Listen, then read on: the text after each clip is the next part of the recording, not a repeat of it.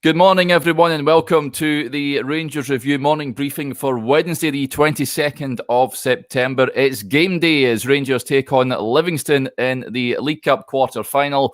I'm joined this morning by Jonny McFarlane. Jonny, liking your T-shirt there, and homage to Quentin Tarantino. How's it going? Showing that I'm an approaching 40s male from Scotland who watched Pulp Fiction too many times in his youth. As for you, talking about sartorial choices, you're still in the bunker in there in Greenland or wherever it is you are. Still got the big coat on. Yeah. It's very chilly down in Warringtonville. So I'm up here in the bedroom. We're getting some building work done. So I've been banished to the upstairs bedroom. Anyway, we're here to talk football and talk Rangers. Good morning to Alan, who's getting in touch. Of course, big game tonight, Jonny. Against Livingston. We all know that the Cup exploits haven't been the best in recent years, so it's vitally important that Rangers get the win and get to Hampden tonight. Yeah, that's spot on, Derek. I mean, Steven Gerrard and his critics have always used this as a stick to beat him with, quite rightly, because ultimately he's been there 3 seasons and he's 0 for 6. And in fact, even probably more difficult in terms of his record is that he's only 1 for 6 in terms of finals. So we're not even talking about a guy who's managed to get all the way through and failed at the last hurdle. He's struggled with quarterfinals and semi-finals primarily. Derek McInnes's Aberdeen side were a thorn, and we've had last season a couple of ridiculous defeats that really in games that Rangers should have gone through. And so I think, listening to Gary Mack yesterday in his presser, it was quite clear that Rangers themselves completely understand the importance of the Cups this season and what it means to the fans and what it means for them and their legacy to have more trophies in that cabinet. And I don't think we're going to be seeing a significantly weakened side tonight against Livingston. I think it'll be very, very strong. And I hope that there'll be a little bit of rotation, but I suspect it'll be, you'll look at it and you'll go, that is an extremely strong team. Where maybe in the past, you look at that quarter-final last season against St Mirren, there was 5, 6, 7 changes or whatever it was, and it just didn't feel like the Rangers that we knew. So that's going to be a change this season. I think they're going to go hell for leather to try and win this game. McAllister said, this is so important. He really emphasised exactly how big it was. And for me, that'll be the crux of this match. There'll be no excuses if they don't beat Livingston tonight, believe me. In fact, there'll be furore. Yeah, no doubt about it. Talking about those changes, we've got our predicted lineups on the website, folks. Go and check it out, rangersreview.co.uk. Now, you mentioned those changes, Jonny. I've sort of made wholesale changes to the team. I'm not too sure if the team that's going to start tonight, but it's a team that I'm looking to start now. In terms of changes, Gary McAllister said yesterday that Yanis Hadji is back and looking sharp in training, which is great news, isn't it? Because Rangers have certainly missed his creativity in the last few weeks.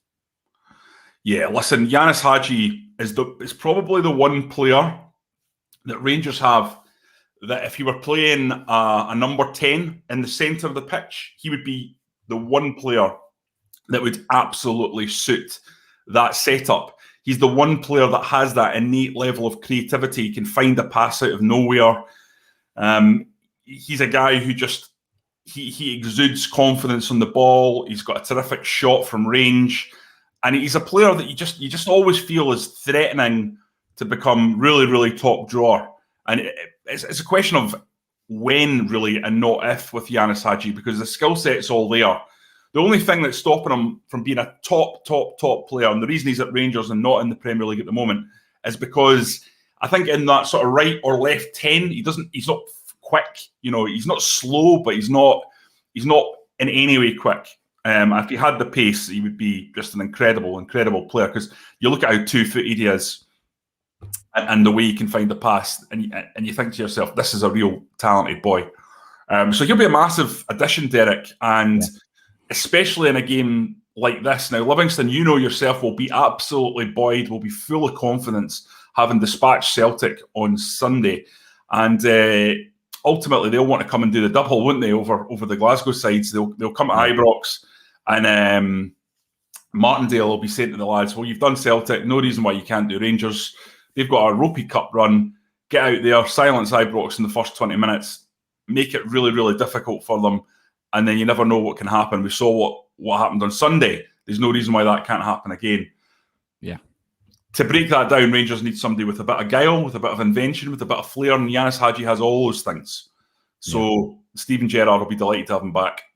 Yeah, another player we're excited to see tonight, Gary McAllister said in his pre-match press conference, is Nathan Patterson, returning from an ankle injury. A couple of comments here as well. It says, Cammy gets in touch. Ideal game for Patterson, assuming he's 100% ready after injury.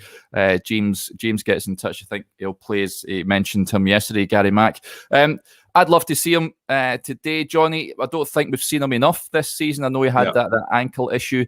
But for me, Rangers need to find a way to get this boy in the side, and tonight presents an ideal opportunity. I'd imagine the skipper, Tavernier, will perhaps sit this one out. Yeah, no, absolutely. I totally agree with you about the lack of game time for Patterson. I think he needs more. And I think James Tavernier and Steve Davis, they can't keep playing the level of games that they've played the last few seasons. It's just not, it can't be optimal.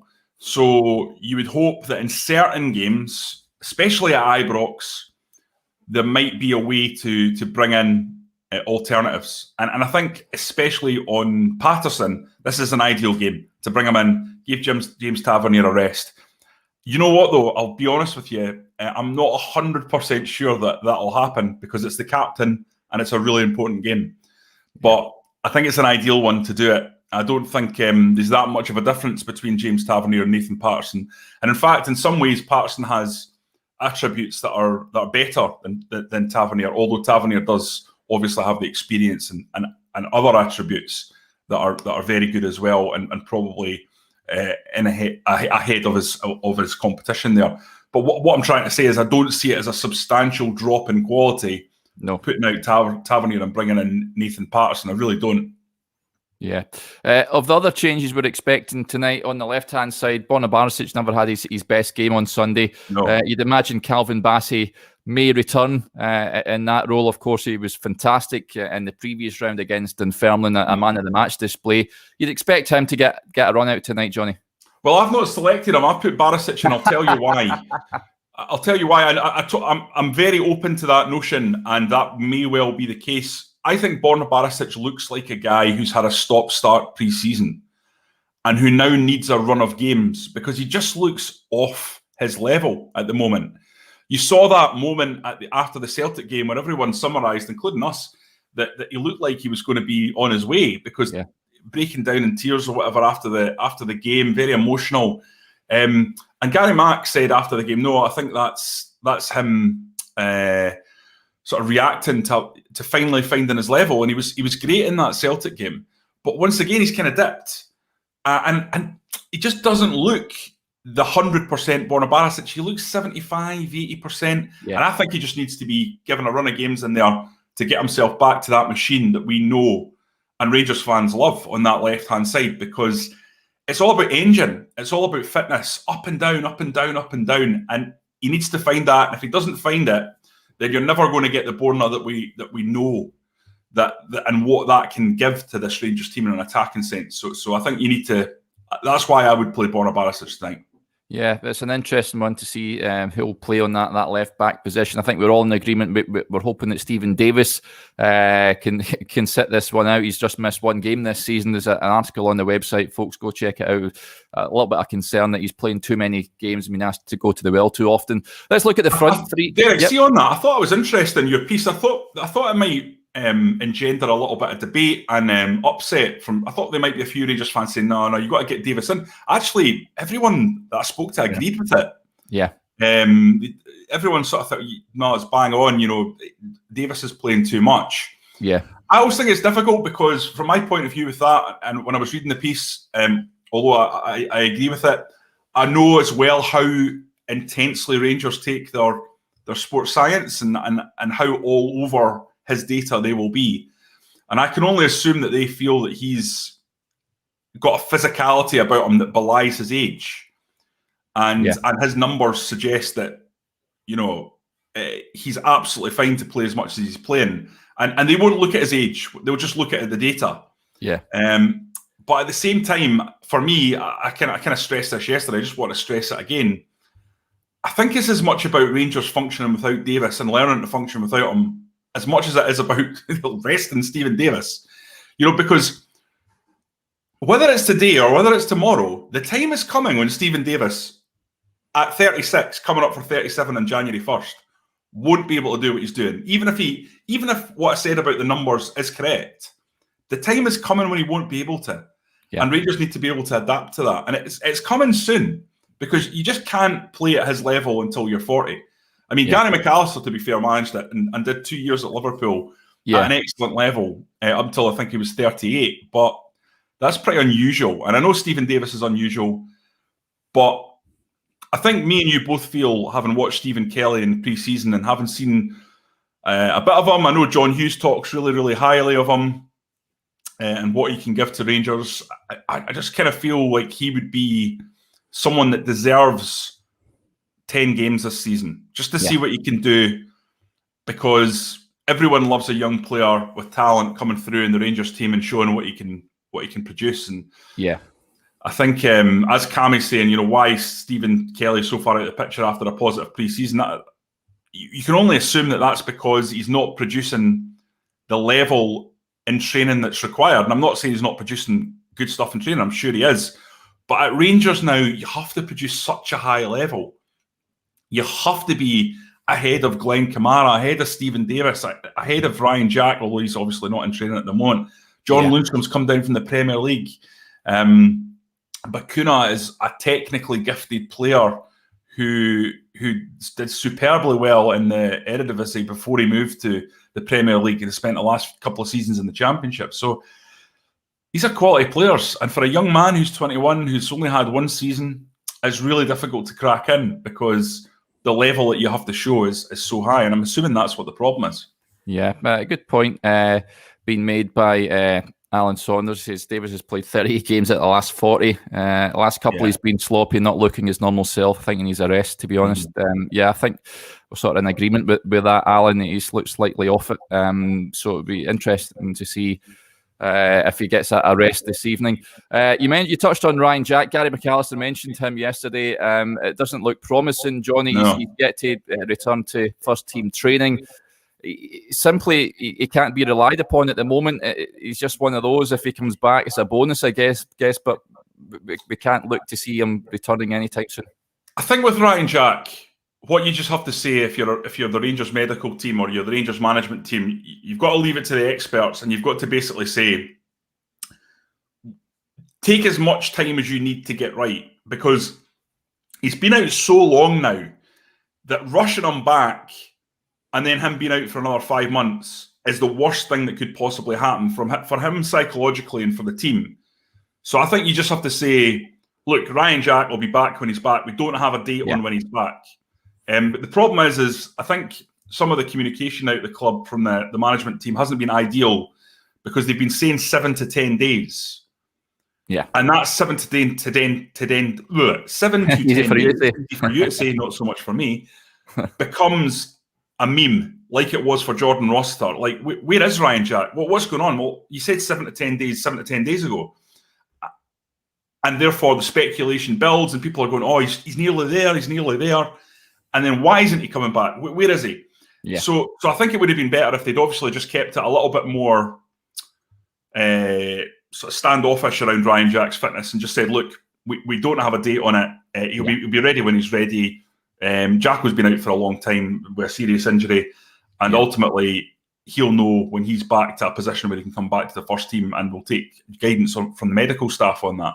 Yeah. So I think maybe it is a slightly unusually bum note, because the Rangers management team are normally superb in their media handling, but I think that one's maybe just not quite worked out the way that they would have hoped, because you know, Ryan Jack remains a major talking point amongst the Rangers support, and no wonder, because let's be honest, he's a big miss. Yeah, they've been crying out for someone of his quality, that's for sure. Yeah.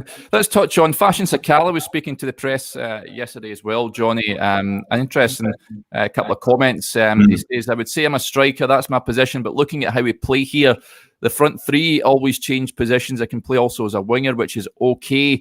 I don't have a problem to play as a winger. To play as a main striker or winger is both okay for me. I'm not affected at all. I think we've touched on this before, where Fashion Sakala just needs possibly a run of games. I think he needs to bulk up a little bit. I think we've touched on that before, just to cope with the demands of Scottish football. What did you make of his comments? And of course, he scored on Sunday. You'd expect him to feature tonight as well. What have you made of him so far? Well, I think of all the players in Scottish football, Fashion Sakala might be my favourite. Wow. Because he is the most infectious, bubbly, happy, positive personality. I mean, he's the kind of guy you just want to spend time with, because he's positive about everything. Every question that he got asked in that 12-minute press conference, he gamely answered. He answered in a maybe dramatic is overdoing it, but certainly an engaging and thoughtful way. And he just came across as like the perfect guy you would want to have around the dressing room, and the kind of guy you just want to succeed. And that's not the first time I've heard him be like that. Every time I've seen him in an interview, he just comes across as incredibly humble and intelligent and thoughtful.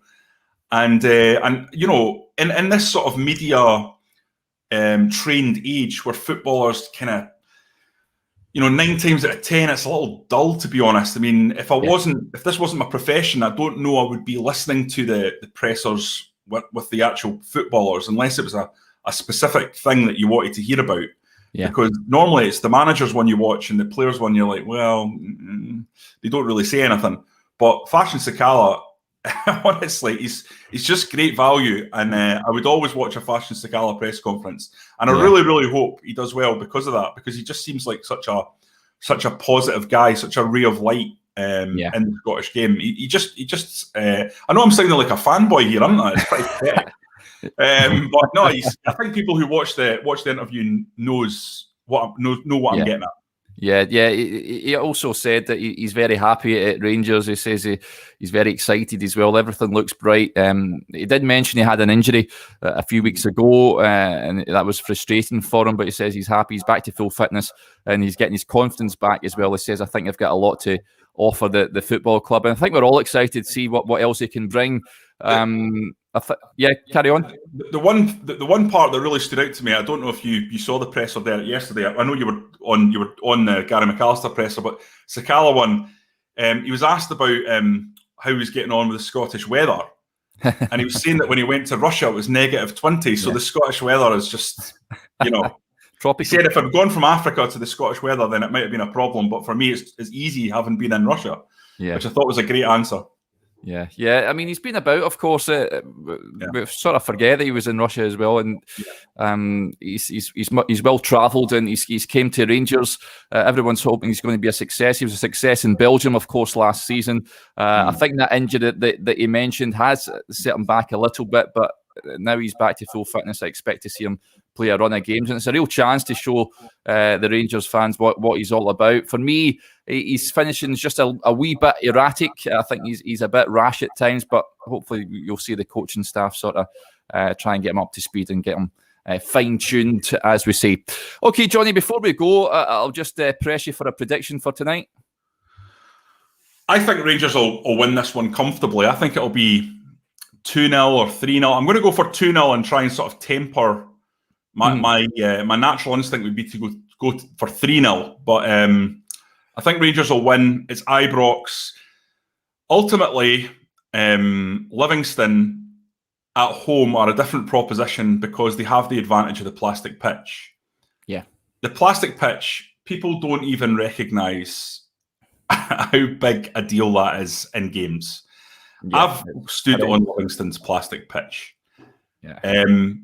It's a leveler, you know, and especially when they don't water it and it's slow and you don't know the bounce of the ball, and they're sitting in a low block and you can't move the ball quickly around that block. It's brutal. And listen, if Celtic writers or Celtic fans came out and said that after that game, people would just say it's an excuse, right? And it is to an extent, because Celtic should still have enough, for example, to beat Livingston, and Rangers certainly should. But that pitch, Derek, it is like, it adds 40% to Livingston. There is no doubt about it. It was the same with Kilmarnock under Steve Clark, honestly. That it was mercilessly used under Steve Clark. Yeah. And intelligently used.